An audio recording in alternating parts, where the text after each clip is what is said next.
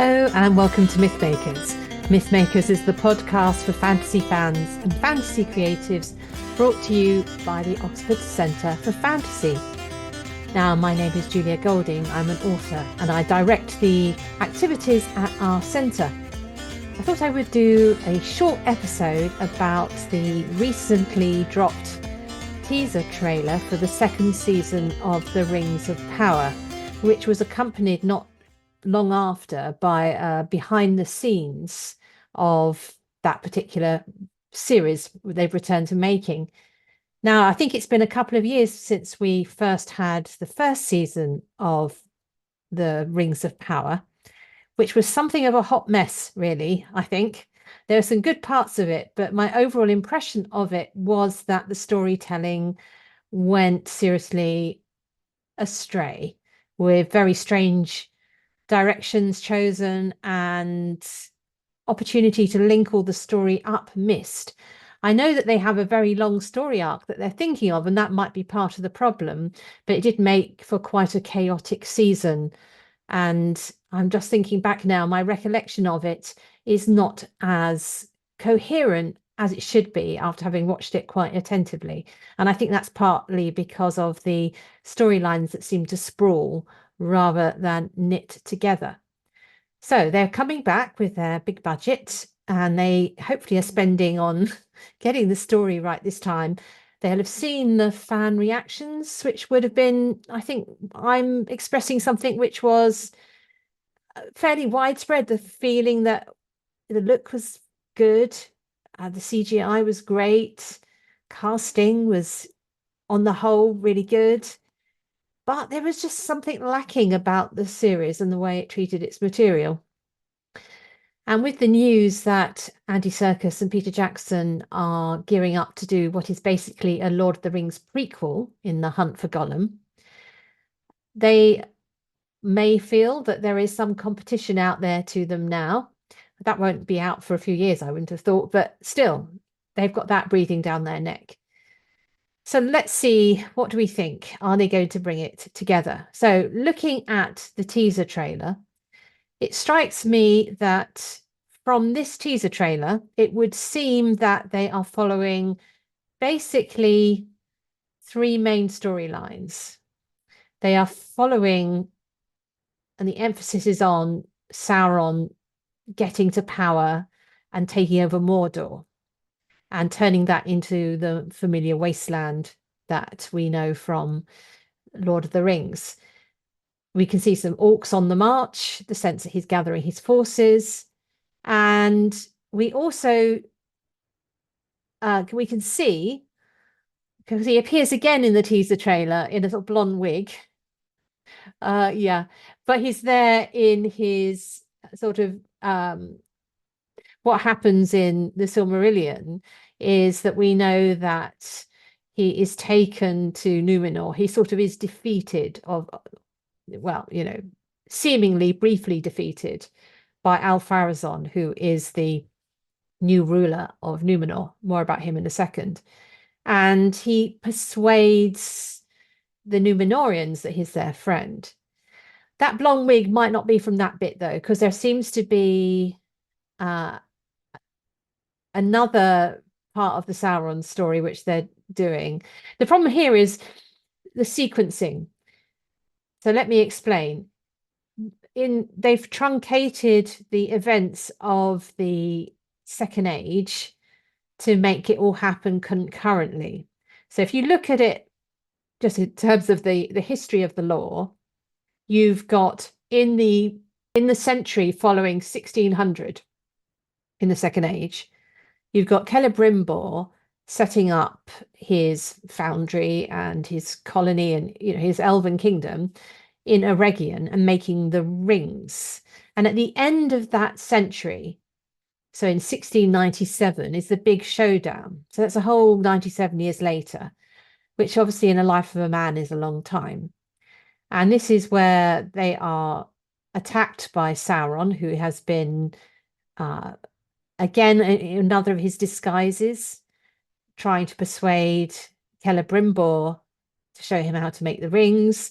That was sort of hinted at in the previous series, this is where I get confused because they kind of did that in the last series, but yet they seem to be saying in teaser trailer that it's happening again. Because if you remember in season 1, you got Halbrand, who is the character that comes with Galadriel from Numenor and reveals that he is Sauron to Galadriel towards the end of that series. He's already been there, but it seems as though from something in the teaser trailer about him getting inside people's minds that he's also there again. So this is where I'm not quite sure what they're doing with it. So is he coming back in the disguise of this elven chap with the blonde wig? Possibly. I think the important thing from storytelling, though, is that this whole second age is dominated by the activities of Sauron. It could be called the Age of Sauron, really, because he is sticking in his malign influence in a big way in Mordor, turning that into a wasteland and making it the place where he rules directly. He is perverting the making of rings in the elven kingdom of Eregion. And he also, towards the end of the age, is sort of taken into captivity and ends up causing the downfall of Numenor. In the actual timeline, if I remember, I was saying that in the Silmarillion, the timeline, it's 1600. Celebrimbor is active in Eregion, and the downfall of Numenor is 3319. So, thousands of years later, but they're bringing this all together in one big crunch. This is why it's a bit confusing to follow, because they're trying to run all these things concurrently. So in some way, Sauron has got to go from messing up Eregion to shortly after messing up Numenor, because the people who are there during the downfall of Numenor, particularly the last king, Al-Pharazôn, is already in place within a human lifespan, even if it is a Numenorian human lifespan, which is a bit longer. Yeah, it is a big, I can see why they struggle with their storylines, because it is a lot of things to get synced up. Anyway, looking at the teaser trailer, it seems to focus on Sauron setting up Mordor, getting in the head of Celebrimbor, and the rot is beginning to set in Numenor as well, because the Al-Pharazôn character, who actually is the advisor to the Queen from the first part, the guy, you probably remember, he's got like black and white beard, quite a good look. Yeah, I'm just looking up who he is. It's Tristan Gravel. Gravel. Anyway, he's the one who's positioning himself to become ruler. And the teaser trailer gives that away because he arrives on eagle. If you arrive on an eagle, you're clearly on the up and up. And Muriel, you remember, who is the queen figure or the princess figure with her father, who is the previous ruler, is just on the point of death. She was blinded in the last series, so which makes her vulnerable, of course. Yeah. So they're running these storylines together. I wonder if they're going to overcome the problem that these storylines are separate. My big gripe with the first season of The Rings of Power was it didn't ever start off in the same place. Storylines were set off in different parts of Middle Earth and didn't unite. So the proto-hobbits never really interacted with anybody else. They did interact with the stranger, who looked a bit like Gandalf or one of the other wizards. That's a character played by Daniel Wayman, but they didn't really interact with anyone else. And that was quite frustrating, because it meant that there was no payoff at the end of the series where you thought, oh yeah, that's what they were all doing. It didn't, yeah, like if you think of how the Fellowship of the Ring works, they come together, they break apart, they do their thing, and then they come together at the end for celebration and a sort of melancholy end. I would have taken my cues from Tolkien and gone that way, but hey, I'm not on the writing team. So the other big culture who seems to be getting quite a lot of time is the Dwarven kingdom in Khazad-dûm or Moria. And this is important because if you look at a map of the Second Age, Eregion, where Celebrimbor is just outside the doors of Moria. It's the region which the Fellowship passed through in the Third Age to find the hidden doors of Moria. That's now because of what happens in this age. Eregion is destroyed. Elrond tries to help Celebrimbor, who's like a kind of tragic figure in this age, but they don't beat Sauron. And Elrond retreats with a remnant of his people to Imladris, which is another name for Rivendell. So you can see those pieces moving. It's interesting to know, if you look into the appendices of Lord of the Rings, that the dwarves survive as quite a strong nation, even though Eregion is destroyed, because the doors are shut and they're able to carry on inside their big mountain kingdom. But there's a one line in the it's in the Durin's folk section of the appendices, if you want to look that up. It says that they begin to dwindle, but it's not as a result of this battle with Sauron for Eregion.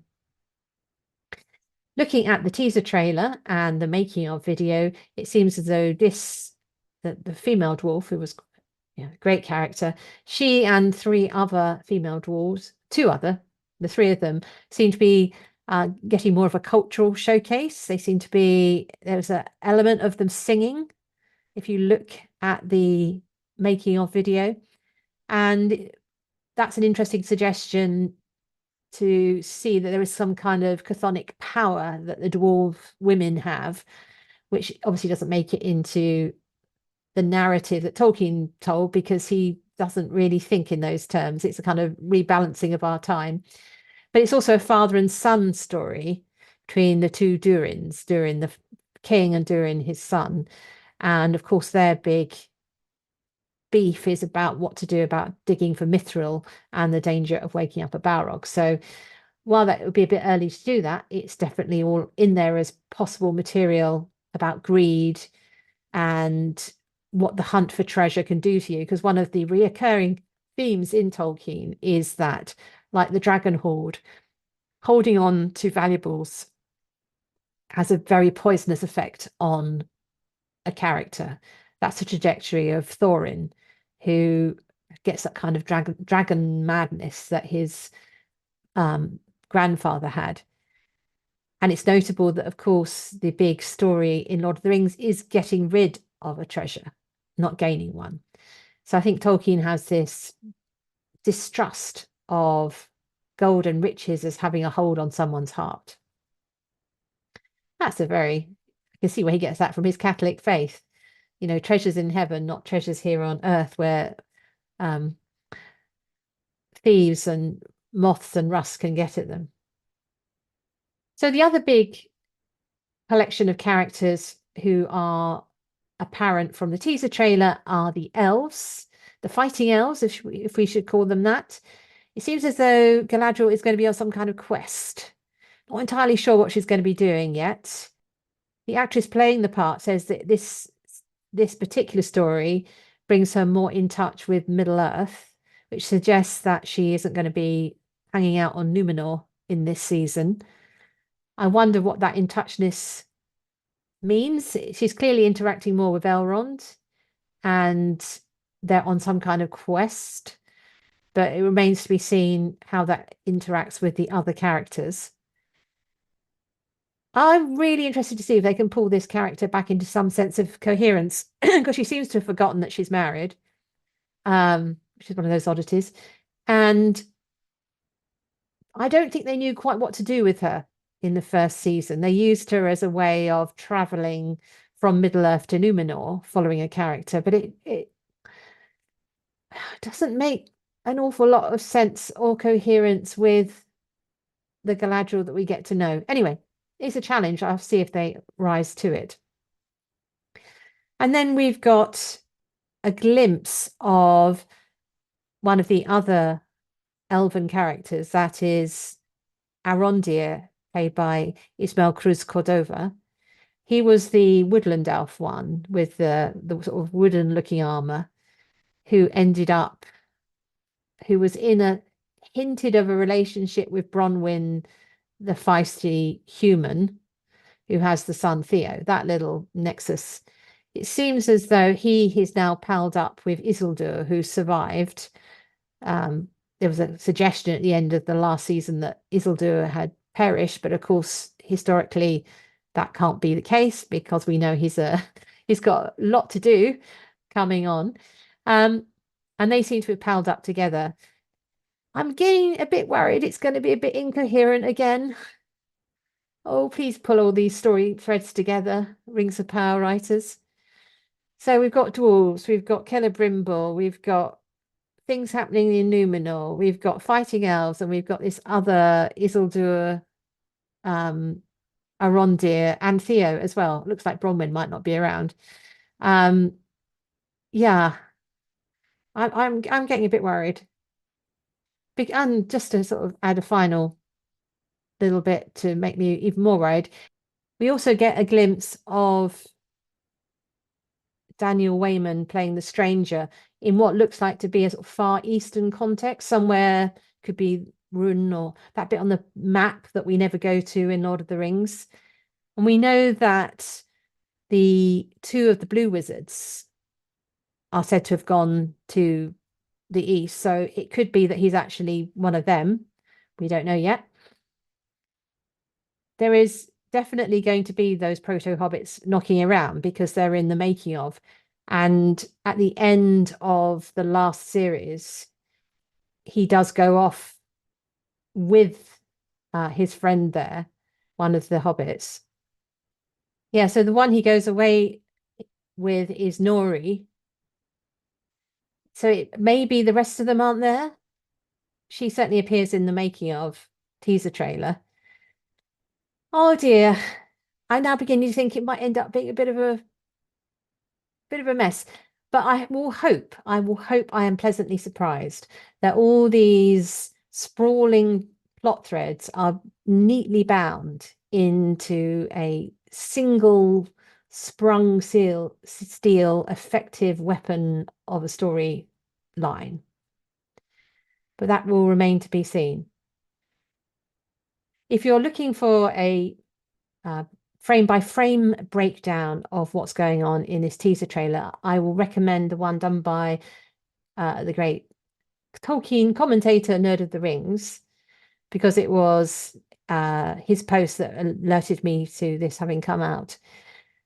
And he gives in a lot more he goes into much more detail and speculation about the various aspects he's spotted by freeze framing everything. So that's a very almost exhaustive list of what might be happening. But I think my big takeaway point is it looks very ambitious. It still looks great, but they need to make sure they don't do the same thing that they do too much that we don't care. We need to definitely have something to root for and a place where our sympathies can rest, as we do when we've got hobbits in the picture. We root for hobbits, we know who we care about throughout Lord of the Rings. It's harder to find those points of contact within the Rings of Power, and that is their challenge. And I hope they are going to meet it.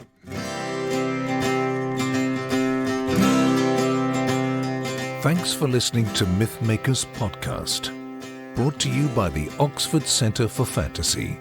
Visit oxfordcenterforfantasy.org to join in the fun. Find out about our online courses, in-person stays in Oxford, plus visit our shop for great gifts.